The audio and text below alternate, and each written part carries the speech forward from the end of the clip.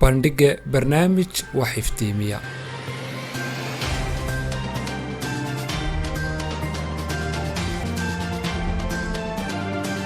sida aynu ka warqabno waxaa dhawaan qabsoomi doonta doorashada xiriirka kubadda cagta Somaliland waxaana la dooran doonaa hogaamiye 4 sano ee soo socota haddii alla idmo si loo helo xiriir u bisil dhammaan baahiyaha ciyaaraha dalka hadday tahay qabashada tartamada kooxaha heerka koowaad, labaad, saddexaad, dugsiyada, dhismaha garoomada, dhismaha baahiyaha asaasiga. maxay tahay ujeedada lagu dooran karo haddaba xiriir u bisil intaas iyo in ka badanba haddii alla yiraahdo. Fuaad Axmed Cali waa musharax ka mid ah musharaxiinta gudoonimada xiriirka kubadda cagta Somaliland waxa uu kulamo iyo waliba heshiisyo laba dhinac la galay 20 kooxood oo heerarka labaad iyo saddexaad ahna kooxaha inta badan ay ka muuqato baahida waxqabad la'aaneed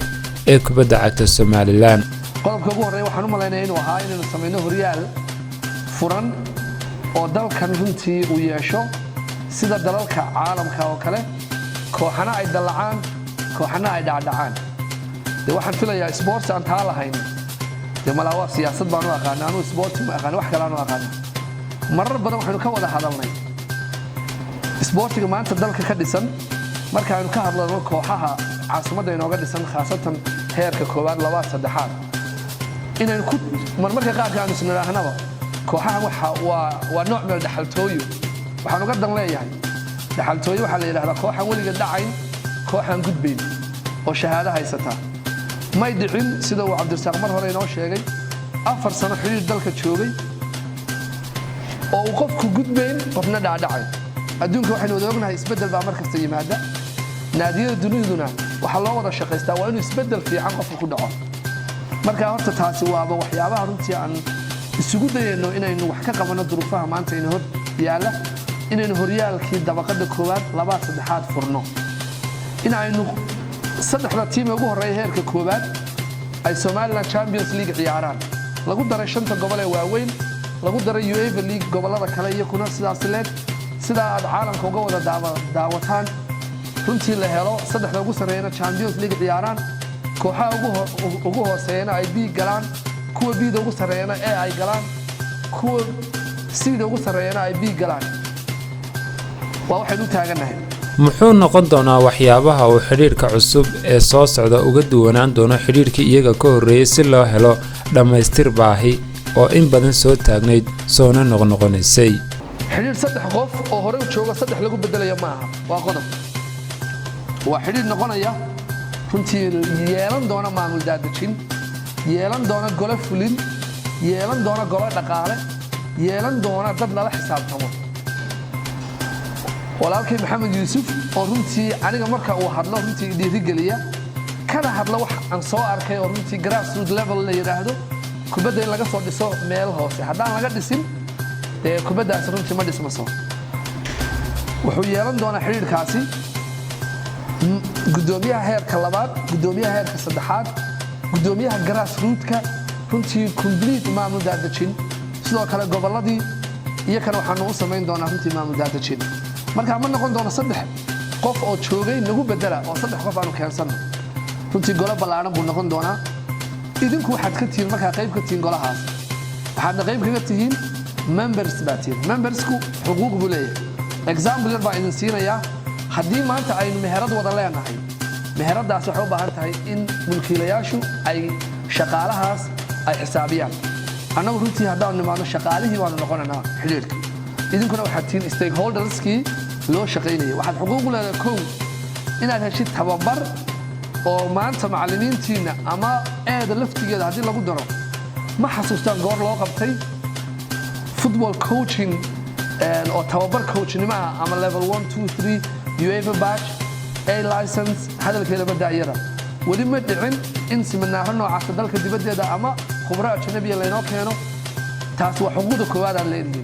in idinka la idin dhiso ala waxa dhaca garsoor iyo dhalinyaro isbaacsanaysa garoonka runtii waxa uu sababa kooxihii looma tababarin tababarayaashii dalku runtii markaan duruufaha eegay qaar baan 17 sharci ee kubadda cagtaba dhalinyaradii u soo sheegin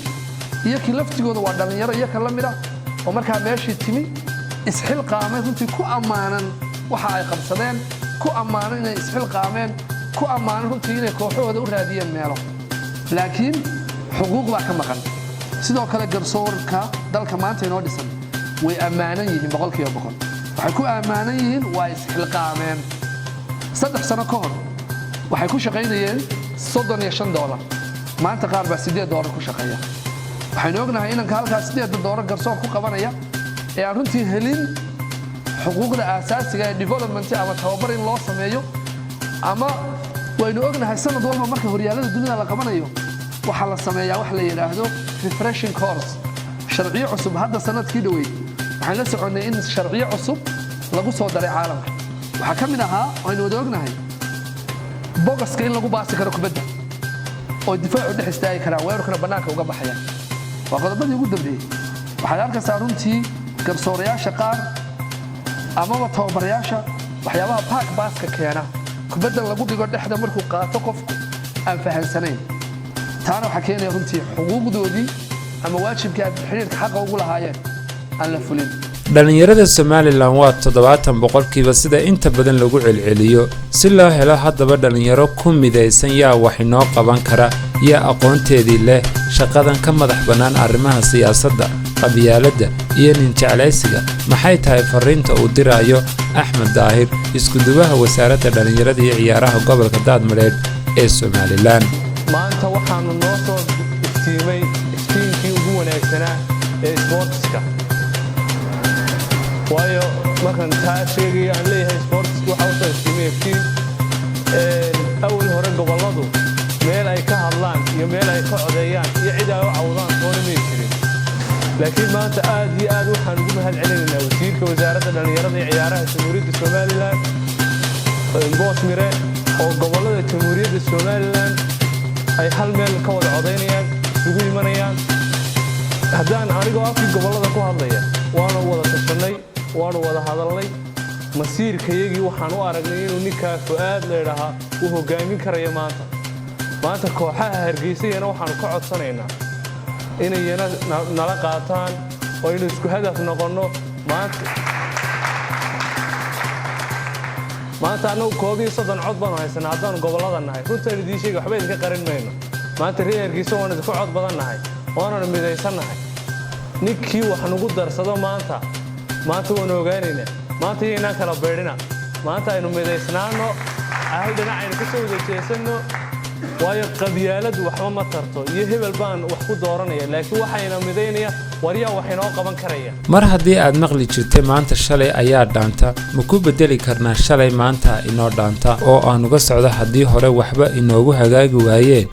maanta ma hagaajin karnaa ma keeni karnaa maamul aynu la doodi karno ka jawaabi kara hadda baahida taagan waxna ka qaban kara haddii jawaabtaadu haa tahay daawadaha sharfano bal ila dhigo doorashada kaabiga inagu soo haysa dhawaan haddii alla idhaahdo inaynu ogaano maxaan u baahanahay waxaynu doonaa waa maxay waxaynu u baahanahay kooxaan inay dhismaan sidaysa ku dhismayaan kow inay aqoon ahaan dhismaan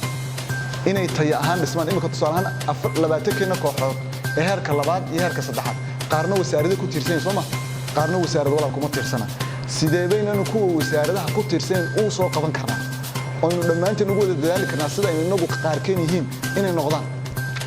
waa sababta aynu dawladdeena iyo wasaaraddeena aynu ku taageerno oo mar walba hiil inoo ah waayo tusaale imika 20 kooxood 4 sano ka hor deemay jirin in mushaar la qaato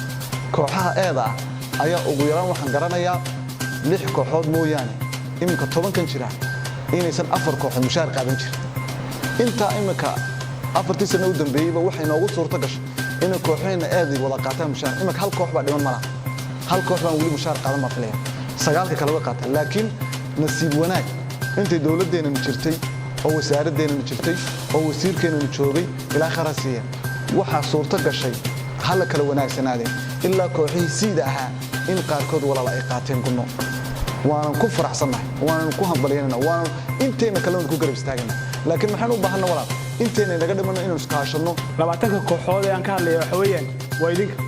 kooxaha heerka labaad iyo saddexaad baan ka hadlayaa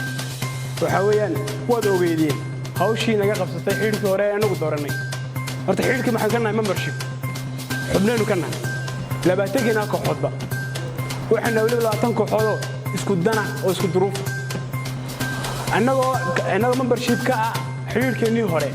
waxaynu ka haynaa 2 tartan kooxo lagu soo dhexdaa isku dhexsidaysaha 3 kooxood oo ciyaareen iyo kooxo iyo halkooda si ay halkooda biya waxaynu jirnay aanu asaasnay xiriirku dawlad in waxaanu 5 sano 6 sano ayaynu ka mid ahayn xiriirku badda cagta liigna bayna arag koox fara badan bayna arag munaasabadana bayna ciyaarin anagu waxa ciyaari dad gaar ah shaas gaar ah dadku ba garanaysaa marka waxa weeyaan inaan fahano inaan anagu nahay dadkii xiriirka lahaa oo qodob wada daaran gudwe maanta dad xiriirkii hore uu dhaafay oo de uu naga had hoos taraaraxay maanta mid baa jira hadaba anagu aanu baahan maxay xiriirka cusub uga baahnaan war aragtideena siinayna qurux binaata cad dadku hadalka la in la soo mid in laba laga dhigo ma qurux bina anagu lacag ma doonayno waxaynu doonaynaa u baahannahay inabaan ka iman u dee nin kastaana wuxuu ka yimi inamo haddii aan $100 la dhiibo oo aan qaato daan waxba ma anfacayso $100 kooxdu waxa ma anfacayso laakiin waxaan u baahanahay kooxdu waxa anfaca oo raandiisa oo la taaban karo waa maxay waxa la taaban karaa waxaanu ka hadlaynaa kubad wuxuu u baahan tahay in la ciyaaro waxaanu u baahannahay league banu baahannahay oo de league sanad la qabtaan u baahannahay waxaanu u baahannahay koobkii kale FA Cup banu baahannahay saxgalkii waxaanu u baahannahay mid kale oo gaar ah ee koob badan banu baahannahay marka hadalkii waxaan rabaa inaan ku soo ururiyo saaxiibayaal idinkoo mahadsan waxa weeyaan inaynu garano midha maanta waxaad haysataa waxa Britol ka qoobay doonto waa maanta wixii ugu jiraan gacmeena cid gaar ah wadana ma jirto waxaanu u baahannahay cid warkeena noocdiis Soomaaliya